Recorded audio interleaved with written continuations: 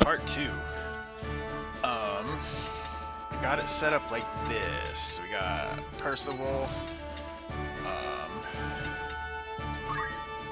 I gave as many people as possible martial arts. For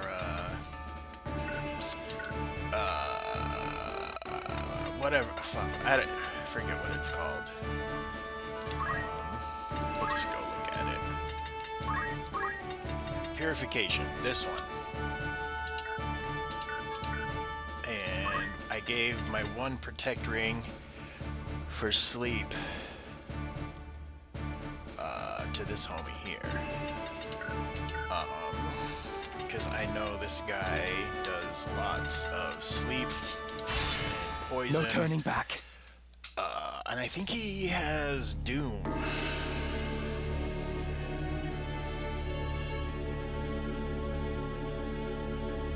I see Gafgarian's sword was no match for his words.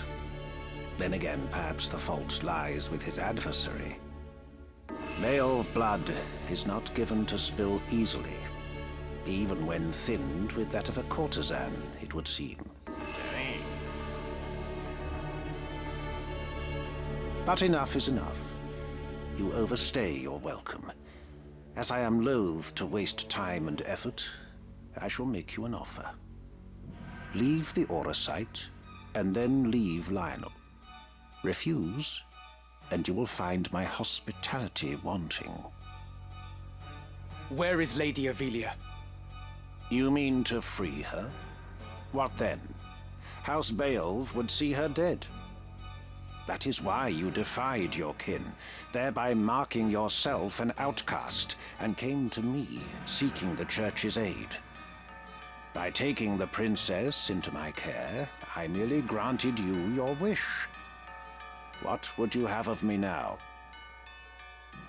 Answer me. Where is Lady Ivalice? Bound for Zeltenia. Her Highness has chosen to accept our hand in aid over yours. You lie! I'll not be deceived. Her Highness undertakes to claim the throne of her own volition. She spreads her wings. Even so, she will need a steady hand to guide her, and yours falters. Who better then than us to stand at her side? She saw this. Why not you? There's no reason you should not join us as well. The thought of besting your brothers holds no allure. We care no less for this world's fate than you. Together, we can change Ivalice for the better. I have no wish to change the world. But nor can I stand by while our people suffer and die on the whim of some select few. Do you truly believe you can change it? Not even I am so naive as that. Nescient humility from one possessed of such an artifact. That stone you hold can twist the very weave of nature, to say nothing of the world. Yet I fear my efforts are wasted on you. Though artful are the words of man, conviction they do lack. You place your faith in the unseen, upholding such a sacred truth.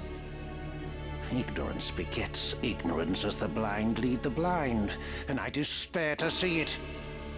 I despair of mankind. Very well. I will demonstrate the stone's power. The power of God's true!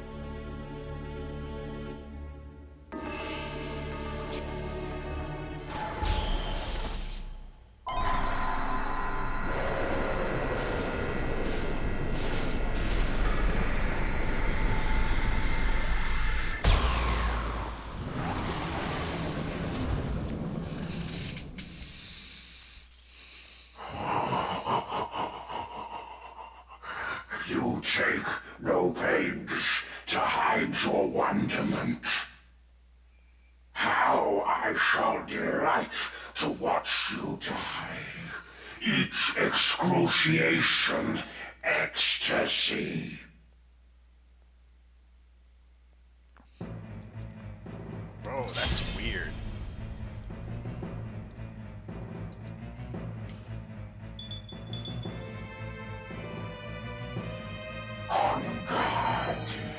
Did he say on God?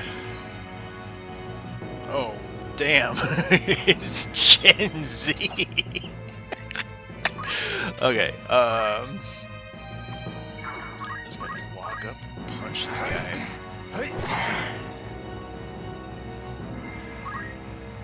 It sure is fun when they just charge in your face like that. How can power so vile banish villainy? Surely this is naught but evil itself. It's a little judgmental. Of good and evil still you would fain speak. Beneath concern such empty notions fall.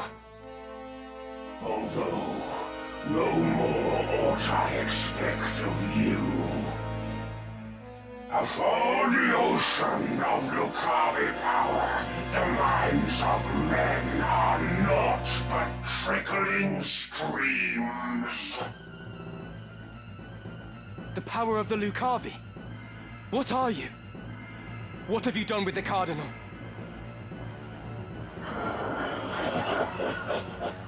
What nonsense this! I am the man himself. Or rather, he who once was Delacroix.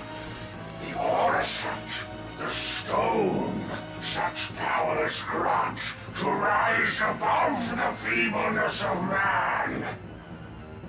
Creation's laws restrain and rule me not. Astride your moral order do I stand.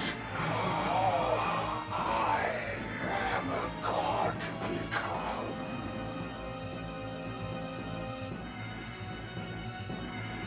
Okay, bro. Lucavi? If memory serves, the word is ancient Ivalician for transcendent one. But can it be possible? Can he truly have transcended mortality? A god I am. No simpler terms there are. No divinity would assume a form so foul. You are no being of immaculate light. The Heavenly Father, maker of our world. I am not he, in that you are correct. Have you belief in being so divine, possessed of boundless power and knowledge both? I fear to say that such do not exist, though utter this a cardinal or not. Then you have deceived the people, and admit as much. I freely do, without reserve or shame, though for the church I cannot claim to speak.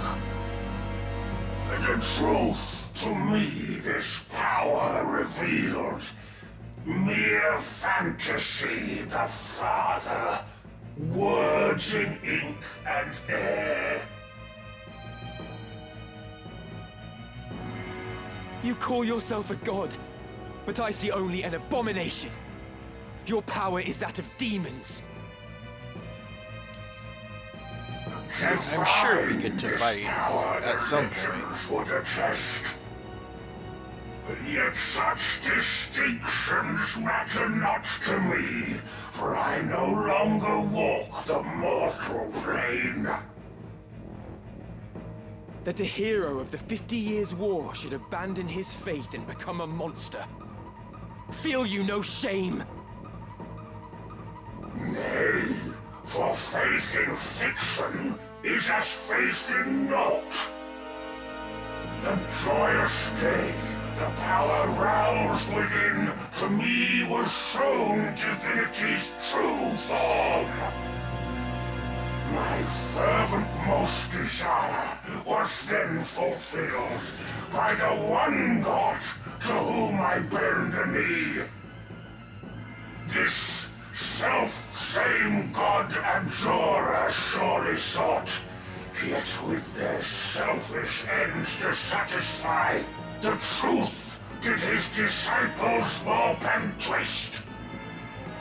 A cruel and ugly truth that I embraced. Are there more of you? Other Lucavi? Come on. What need have you to know? Who here will die? A maggot crushed and broken underfoot. My turn. Fine. God damn.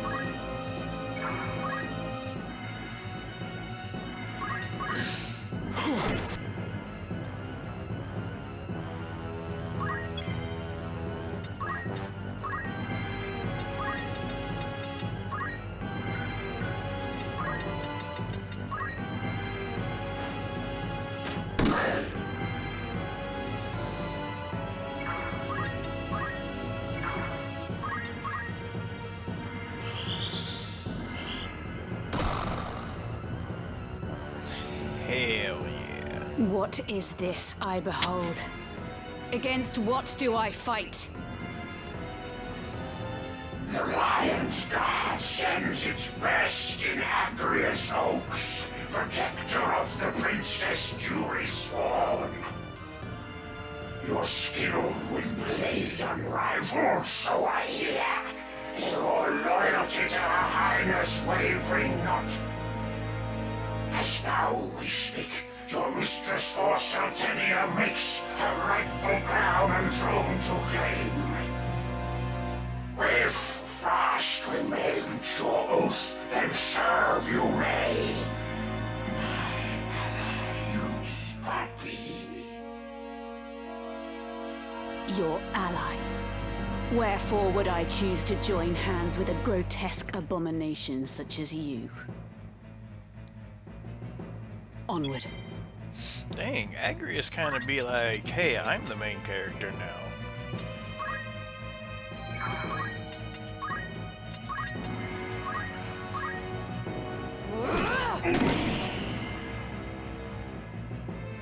Ready and able.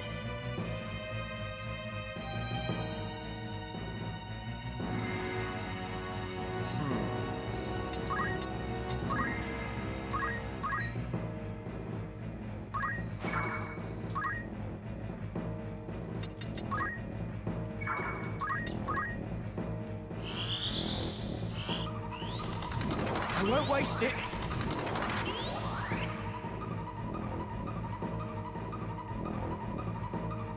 Mock you words of my appearance make. By what you see, do you see fit to judge? From you, a woman groomed to lead her house, no such hypocrisy would I expect. No matter your deeds, for no more reason than your form, denied respect you are. By form alone you judge, though neath unchanged I am, the self-same man as hero hailed. Immensely, Agrius, disappoints you too. If you are unchanged as you claim, why go to such lengths for power? Nay, your vile form is a reflection of what lies beneath. You claim to have transcended, but all I see before me is a fallen man. Once, mayhap, your heart was pure, but in seeking power at any cost, you allowed it to be corrupted. You've not transcended mortality, but forsaken your humanity. You are naught but the ghost of a man clinging to his basest desires.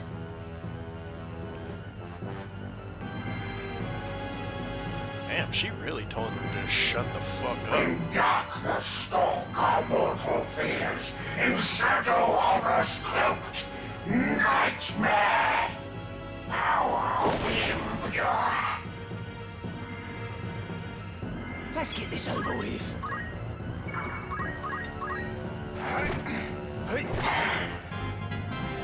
Do I look stronger?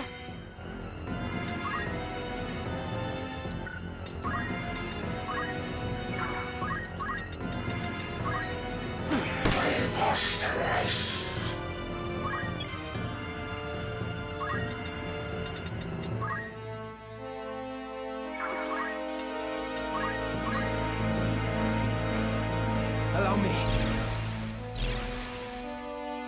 so that does not. Where to?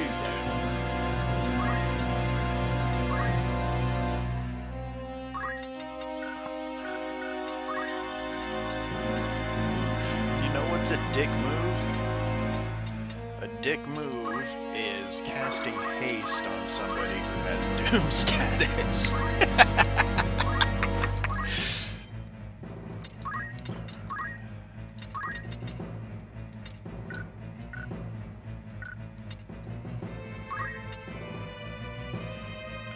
Okay, we'll just move over here. Hell at you!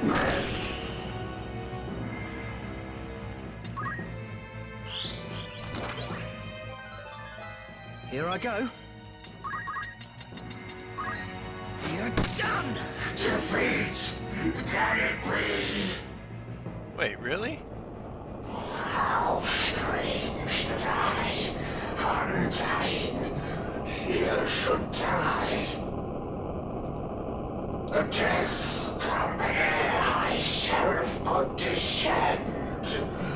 Oh, would that these eyes could witness death.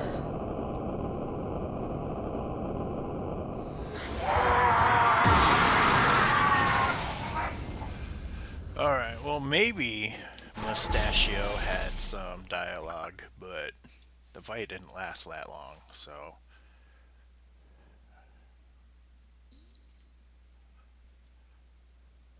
It was kind of anticlimactic.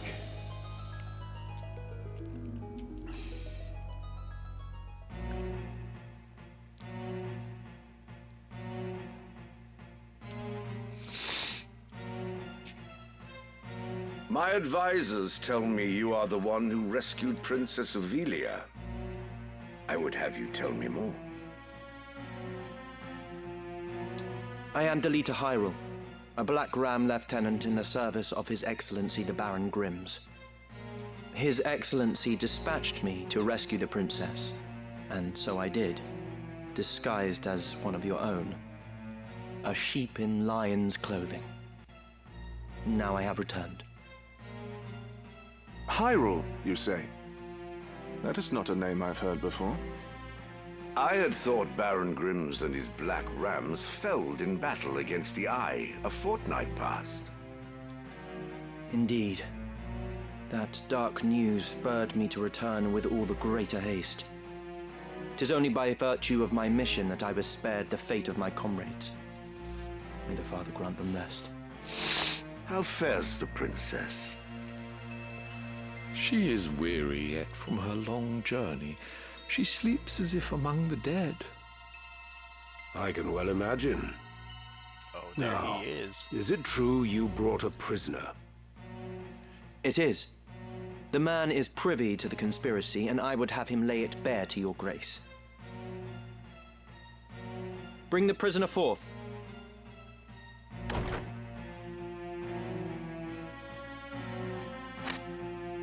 Let us hear the reason for your attempt on the princess.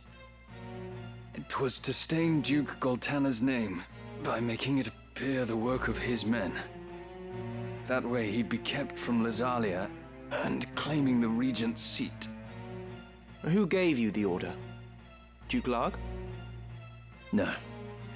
A close advisor of Duke Goltana's seeking to curry Duke Larg's favor. Madness. None among us would fain betray our Duke. This is clearly an attempt to undermine us by sowing mistrust. Silence this man before he can spout more absurdness. I would hear it nonetheless. Who was it? Well, Name the one who gave the order. I'd have your protection. On my honor as a knight. Speak. 'Twas the man who stands before me. Chancellor Glavain.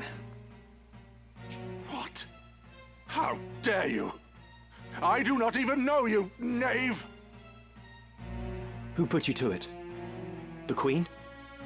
Stop this mama's farce. I've naught to do with this. To betray your liege lord is an unpardonable crime, Chancellor. It was not I! I know naught of it!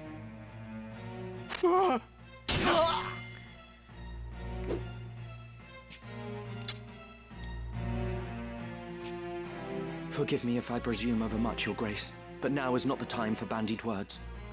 The Order of the Southern Sky must march on Lazalia at once, and you with it. Give your enemies but a moment to collect themselves, and they will pin the Chancellor's sedition on his lord. Your Grace must strike before they are given the chance. Deny the prince's claim and set the princess on the throne.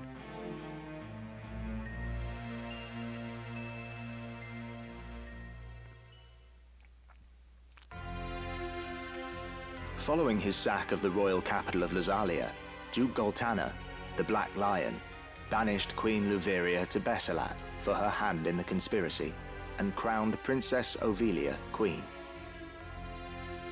But Duke Larg, the White Lion, insisting that Prince Orinus was the true and rightful heir, at once crowned the child prince and declared himself regent. Moving then to free Luveria, Duke Larg dispatched the Order of the Northern Sky to Besselat in the name of the new crowned king. Duke Goltana, in turn, set the Southern Sky to march in Ovelia's name. The curtain had risen on what history would one day record as the War of the Lions.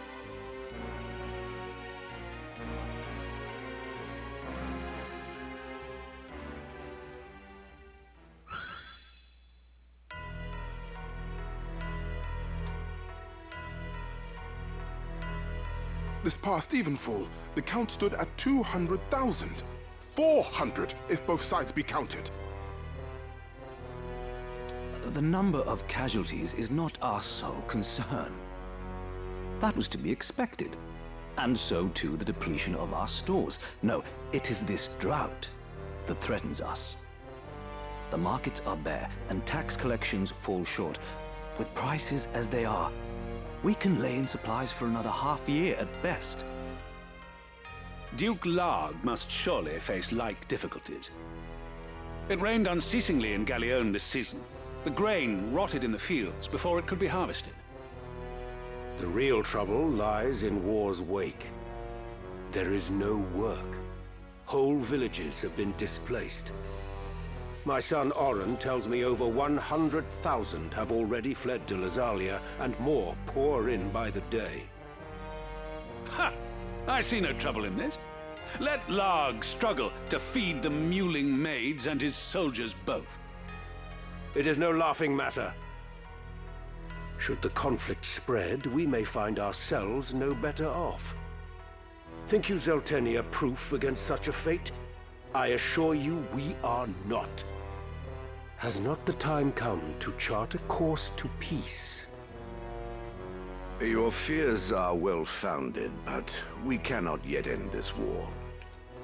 Though it pains me to do so, we shall increase the rate of tax by 1/3. Naturally, a close watch must be kept on those who hope to profiteer in these trying times. As for those seeking refuge outside the castle walls, we shall tighten our patrols at the Limbri border to see that they are turned back. My lord, I must ask that you reconsider. Duke Larg suffers, as do we. What better time to treat for peace? You talk in circles, Orlando. There can be no peaceful end to this. The kingdom cannot exist without her people, Your Grace. No more than can we. In the 50 Years' War, who bore a greater burden than they, the common folk? Would you thank them now with higher taxes? Their confidence in us is sorely tested as it is. And it is not only the people. Our soldiers are made to fight on rations that would scarce feed a child at his mother's skirts. We cannot long sustain this war. Resolve is no substitute for resources. Resolve? Have you any? These are the words of a coward. The 50 Years' War was fought to drive back an invasion of our sovereign soil. We were honor-bound to fight. And in this war, there is no honor to bind you. Is that what you wish to say? The 50 Years' War was an abject failure of a corrupt crown. And the source of its corruption is Duke Larg. The man claims to act in the realm's interests, but in truth, he aspires only to power. I seek to rid us of his blighting influence. Yet you would suggest there is no honor in this, that we fight for naught. You mock the Black Lion to his face. His Grace speaks true. Besides, why lay down the sword with victory so near? They call you the Thunder God, Count Orlando. But your gentle words would sooner stir a breeze. Is victory so near? My ears are deaf to its approach. I am, however, keenly aware of the quagmire pulling at our feet. This war has been fought to a standstill. Your words are the epitome of hubris. This council can ill afford to heed such unfounded prating. I will not sit here and tolerate such insults. Enough of this. You disappoint me, Orlando. Pray you do not disappoint me further. What are they gonna do? Stop him from doing whatever he wants? I will say this the but most once. broken guy. Any man who cares not for the course I've chosen had best remove himself now. I will brook no further doubt, Orlando.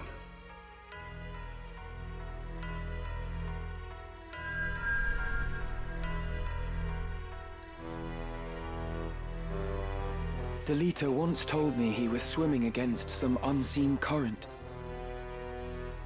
If this current rushed towards war, and the world with it, what hope did I have to fight it? I made for Lazalia to tell Zalbarg that someone dictated this war from the shadows, and to test my own legs against the current.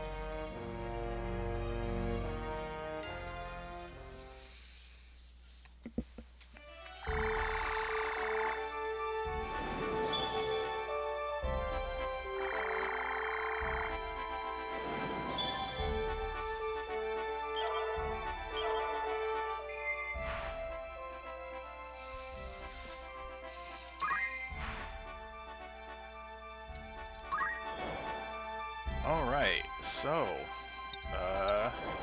we can finally go get our dudes back from our job, and it looks like we got a lot to do, so I'm gonna do that, and then next time, we're going here.